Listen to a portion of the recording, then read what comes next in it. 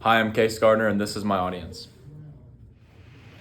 Hi, everyone. I'm Case Gardner, and of all my hobbies and interests, learning how to be well-dressed is definitely one of my favorites.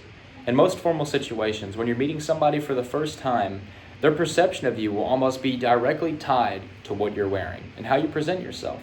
So in this video, I'll be showing you all how to tie a necktie, one of the key components in your formal dress. As I said earlier, when you're meeting somebody for the first time, their perception of you is almost directly tied to what you're wearing. And what they're going to be looking at when you're wearing is your shirt and your necktie.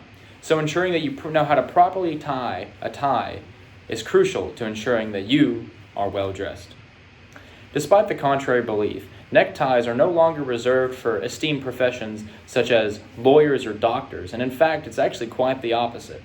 We see that despite its decline in popularity, the neckties themselves are actually making a strong comeback. And according to an article by the Cognitive Market Research Journal, just in the past few years, the sales of neckties have actually increased, with the average age of these purchasers of the neckties being anywhere from 20 to 40, which is a complete flip of what we would traditionally believe it to be, with people wearing neckties being more senior. And actually, as we said before, this is completely flipped.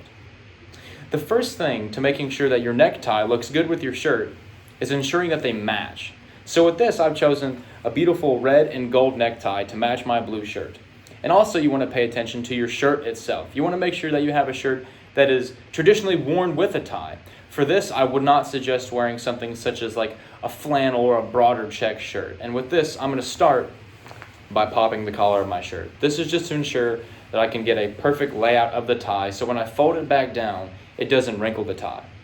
I'm also leaving this top button unbuttoned to ensure that I have enough room to work and move the tie, and at the end of it, I will button it back up. We're going to start by taking the large blade of the tie and putting it over the right side of our shoulder and the small blade over the left.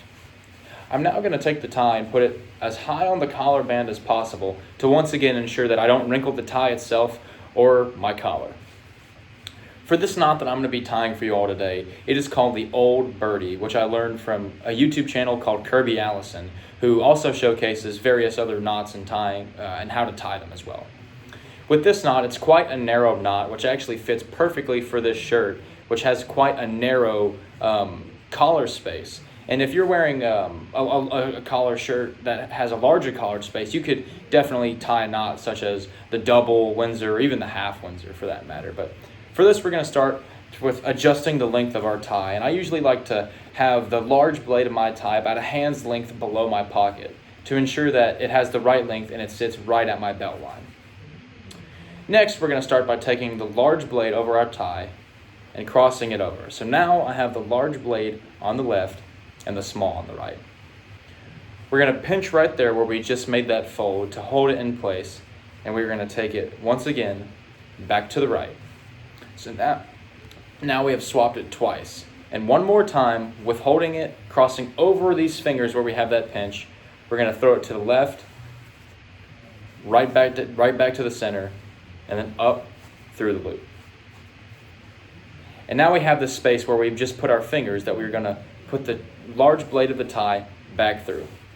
So now, as you can see, we're starting to resemble what would be the knot of the tie. And in this, I'm just going to make sure that there's no wrinkles in the tie and that everything will be, when it's cinched, look nice and proper.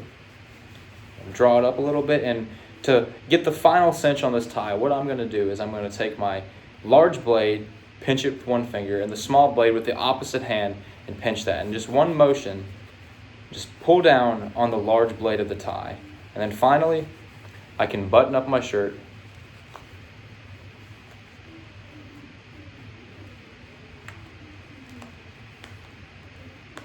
Cinch up my tie, and finally, fold down my collar. This tie is sitting at just the perfect level right below my belt, and as you can see, the knot is quite suited for this narrow width collar. Tying a tie is a crucial point to making sure that you are well dressed, and having a nice tie is always a great addition to your wardrobe. Thank you.